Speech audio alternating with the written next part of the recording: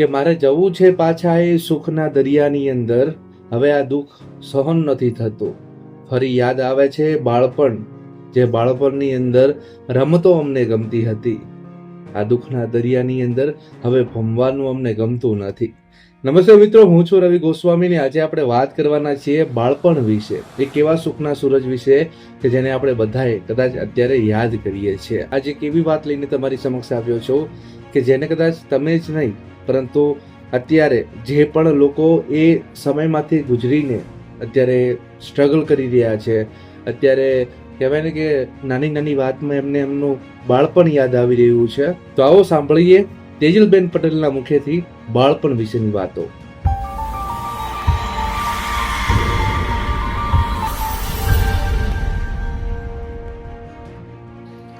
નમસ્કાર.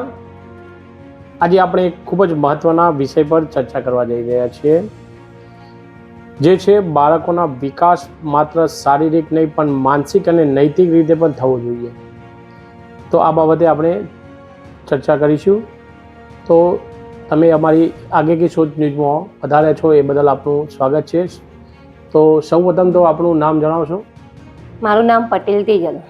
તેજલબેન, તો આપણે એક એવી વાત કરવા જઈ રહ્યા છીએ કે બાળકોમાં કયા સંસ્કાર નાખવા જોઈએ. બાળકોમાં પહેલાં તો સંસ્કારની જ વાત હોય તો શરૂઆતમાં એને પહેલાં તો સાચું બોલવાની, પછી શિસ્તતા જાળવવાની હોવી જોઈએ. પછી બાળકોના સંસ્કાર તો ઘરના વાતાવરણ પરથી જ ઘડાતા હોય છે. જે રીતે એમના માતા પિતા એમના જે પ્રમાણે વર્તન કરતા હોય છે એ પ્રમાણે બાળકોના સંસ્કારની શરૂઆત થતી હોય છે. તો સૌ પ્રથમ તો બાળક જન્મે છે તો એ બાળકને નાનપણમાં કયા મુખ્ય સંસ્કાર આપવા જોઈએ જે જન્મથી સાથે જ? જો બાળક જ્યારે જન્મ લે છે ત્યારે પહેલું તો એના માતા પિતાનું વર્તન, પરિવારનું, પછી પરિવારના જે સભ્યોનું વર્તન હોય, પછી વડીલો બધા સાથે રહેતા હોય એ બધું દેખીને શીખતું હોય છે બાળક. તો નાનપણથી એને સારા વાતાવરણમાં ઉછેર આપવો જોઈએ. તો બાળકોને સૌથી પહેલાં તો ઉછેર આપ્યો તમે, તો એને ભણાવવાની જે ઉંમર હોય એ કઈ ઉંમરથી આપણે બાળકોને ભણવા તમે મોકલતા છો? પહેલા વખત તો બાળકોને 5 કે 6 વર્ષ ત્યારે એને ભણવા મોકલતા હતા. હવે સમય પ્રમાણે તો 2.5 વર્ષથી જ બાળકને ભણવા મૂકી દે છે. પણ આમ તો જોવા જઈએ તો 6 વર્ષ પછી જ એને તો બાળકને ભણવા તો મૂકવું જોઈએ. એ જે અત્યારના જમાનાની વાત કરી તમે કે પહેલાં 6 વર્ષની આજુબાજુના બાળકોને ભણવા મૂકતા હતા અને અત્યારે જોવા જઈએ તો 2.5 થી 3 વર્ષના બાળકોને એવું જ હોય છે કે નાનપણથી જ બાળકોને ભણવા. એનું કારણ શું હોય છે? એવું નથી. પહેલાંના સમયમાં બાળકોને રમવા દેતા હતા.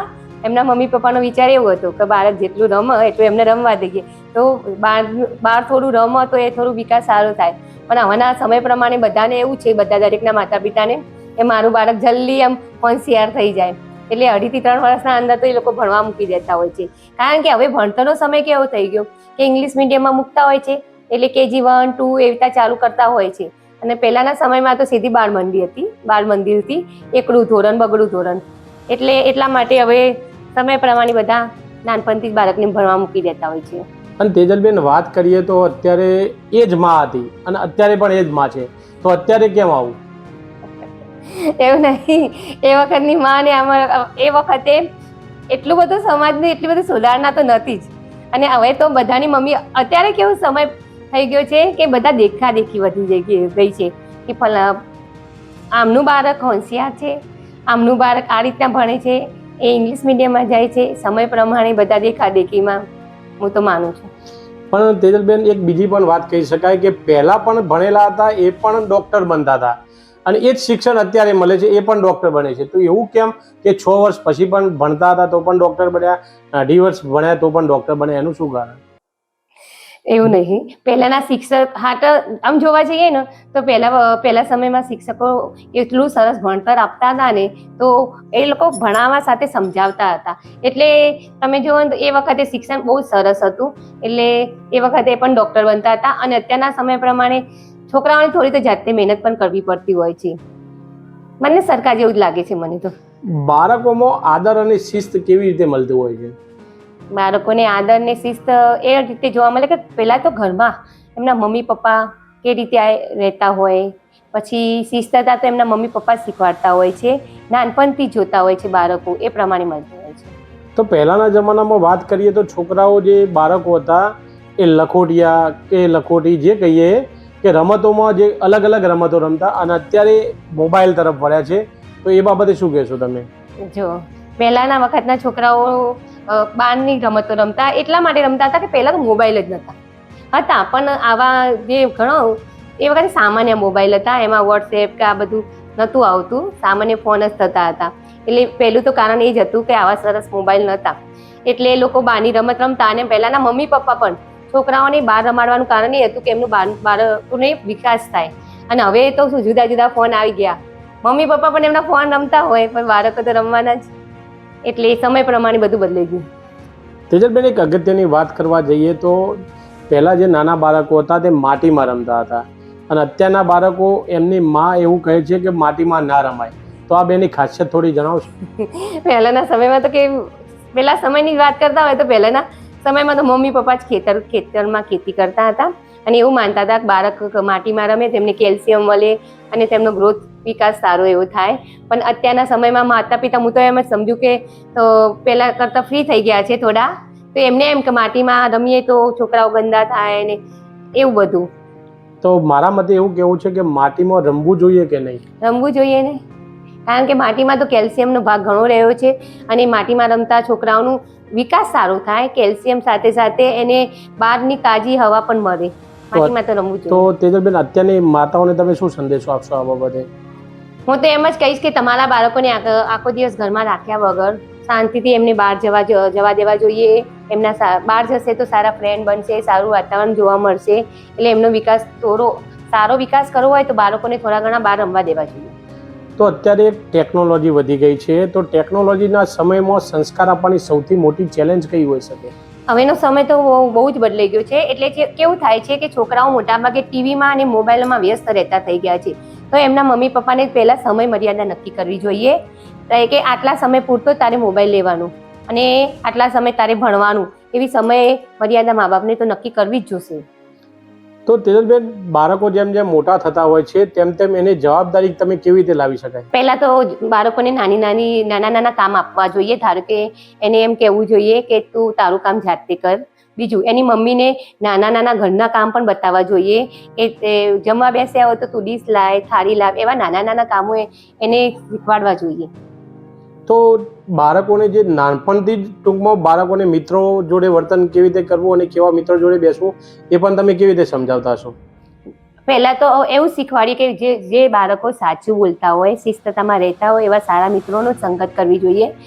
અને જે બાળકો જે ત્યાંના મિત્રતાની સારા સંસ્કાર, સારી જગ્યાએ એને કે એ કોઈ પણ વસ્તુ કરે એ સારું કરતું હોય એવા ભાઈબંધોનો સાથ રહેવું જોઈએ. તો અત્યારના જમાનામાં તેજલબેન, એક અગત્યની વાત કરવા જઈ રહ્યા છીએ કે જે વાત છે અત્યારે જે બાળકો જે સાધન આવડતું નથી હોતું, વાહન કહીએ ને, પણ છતાં પણ એમની મા બાપ એમને વાહન 18 વર્ષ નીચે પણ ચલાવવા આપી દેતા હોય છે, તો આ બાબતે તમે શું કહેશો, એમની સલાહ આપશો? એક તો જોવા જઈએ તો 18 વર્ષ પછી જ બાળકોને સાધન આપવું જોઈએ, પણ દેખાદેખી એટલી બધી વધી ગઈ છે ને કે નાનું છોકરું કોઈ એક્ટિવા કે બાઇક ચલાવતું હોય તો મારા બાળકને પણ એક્ટિવાની સાધન આપવું જોઈએ, ના આપવું જોઈએ. કારણ કે અત્યારના લાયસન્સ વગર બાળકો ચલાવે અને મોટું એક્સિડન્ટ કે એવા મોટા બનાવો બનતા હોય છે. હું તો દરેક માતા પિતાને એટલું સમજાવીશ કે તમારું બાળક પરિપક્વ 18 વર્ષ પછી જ થાય છે, તો પછી જ એને લાયસન્સ આપીને એને સાધન આપવા જોઈએ. તો સૌપ્રથમ વાત કરવા જઈએ તો બેન, એક અગત્યની વાત, જે માતા પિતાની ભૂમિકા કેટલી મહત્વપૂર્ણ હોય બાળકો પાછળ? માતા પિતા તો સાચા ગુરુ જ છે. માતા પિતા તો બાળક માટે પહેલા ગુરુ માતા પિતા જ કહેવામાં આવ્યા છે, એટલે માતા પિતાની ભૂમિકા તો બહુ જ મહત્વની છે. બાળકના દરેક સંસ્કાર પાછળ માતા પિતા જ હોય છે. એને સાચું બોલાવવાનું, એને શિક્ષતા, પછી એને ઈમાનદારી આપવી, એ બધું પ્રથમ શરૂઆત તો માતા પિતાથી થતી હોય છે. તો બાળકોને શિક્ષણ સાથે AI કે ટેકનોલોજી જે ફિલ્મ હોય એ બાબતે શું કહેશો આપ? એ પણ શીખવાડવું જોઈએ. સમય પ્રમાણે બાળકોને બધું સારું શીખવાડવું જોઈએ, કારણ કે સમય બદલાય છે એ પ્રમાણે તો બાળકોને દરેક વસ્તુ પર જ્ઞાન આપવું જોઈએ, પણ સાચી રીતે આપવું જોઈએ, એનો દુરુપયોગ ના થવો જોઈએ. તો તેજલબેન, ઘણા બધા મા બાપની પરિસ્થિતિ થોડી મીડિયમ ઘરના પણ હોય છે અને કોઈક સારા એવી પરિસ્થિતિ વાળા હોય છે, તો આ બાબતે શું કહેશો? હું તો દરેક બાળકોને એક જ વસ્તુ કહેવા માંગીશ કે તમારી મમ્મી પપ્પાની પરિસ્થિતિ તો પહેલી જોવી જોઈએ. આપણી પરિસ્થિતિ મિડલ ક્લાસની હોય તો આપણે એ પ્રમાણે, ધારો કે ભાઈબંધ પાસે મોટો એપલનો ફોન હોય તો કંઈ આપણે એપલનો લાવવો જરૂરી નથી. આપણા બાળકને તો એ તો સરસ શીખવાડવું જ જોઈએ કે માતા પિતાની જે પ્રમાણે પરિસ્થિતિ છે તે પ્રમાણે તેને રહેવું જોઈએ. અત્યારનો જમાનો જે ચેન્જ બદલાઈ ગયેલો છે, તો આજના સમયમાં એક સારો માણસ બનવા માટે સૌથી અગત્યનું શું? સારા માણસ બનવા માટે તો પહેલા સૌપ્રથમ એના સકારાત્મક વિચારો, પછી એની ઈમાનદારી અને સાચા સંસ્કાર, આટલી 3 વસ્તુ, અને એક સમાજ પણ એને સારી રીતે સાચો માણસ બનાવી શકે છે. તો આ બધી ભૂમિકા અંદર આવતી હોય છે. તેજલબેન, બાળકોને ભણવાની તો વાત કરી, બાળકોને સંસ્કાર આપવાની વાત કરી, પણ એક એવો સંસ્કાર રહી ગયો કે જે ભક્તિ, જે અત્યારે જોવા જઈએ તો મા બાપ પોતે ભક્તિમાં બાળકોને પસંદ નહીં કરાવતા અને શિક્ષણ અને બીજી ટેકનોલોજીમાં હોટલોમાં જવાનું પસંદ કરે છે. તો આ બાબતે થોડી વિગતવાર માહિતી આપશો જરા? એવું નથી, હવે તો ભક્તિ તરફ બધા બાળકોને વળે છીએ. માતા પિતા ભક્તિ કરતા હોય તો બાળકો કરતા હોય. દરેક ઘરમાં, જે ઘરમાં માતા પિતા ભક્તિ કરતા હોય તો બાળકો તો કરતા જ હોય છે. હા, એવા ઘણા ઘર છે જ્યાં માતા પિતા પોતે ભક્તિ નથી કરતા, એટલે પછી બાળકો તો નથી કરતા. પણ મારું તો એવું જ કહેવું છે કે બાળકોને દરેક વસ્તુ પ્રત્યે એને ધ્યાન આપવું જોઈએ, ભણતર આપવું જોઈએ, સારા સંસ્કાર આપવા જોઈએ, સાથે ભક્તિ પ્રાર્થના પણ શીખવાડવી જોઈએ. તો બાળકોનું જે શિક્ષણ સાથે વ્યાયામ જે ભણવા મોકલતા છો તમે બાળકોને, તો અત્યારે વ્યાયામ તરફ બાળકો થોડા ઓછા પસંદ કરે છે અને ભણવાનું વધારે પસંદ કરતા હોય છે. તો આ બાબતે તમારા બાળકોને તમે કેવી રીતે વાત કરતા હશો ઘરમાં? નહીં, એવું નથી. હવે તો બધી રીતે બાળકો આગળ વધી રહ્યા છે. ભણવા સાથે સાથે રમત ગમતમાં પણ બાળકો તો આગળ વધી જ રહ્યા છે. એટલે હા, ડૉક્ટર બનાવવાનું હોય કે એવી કોઈ મોટી જગ્યાએ એમને બનાવવાનું હોય તો પછી છોકરાઓને કહેવામાં આવે છે કે ભણતર તરફ વધારે ધ્યાન આપો, કારણ કે એમાં ભણતર વધારે મહત્વનું હોય છે.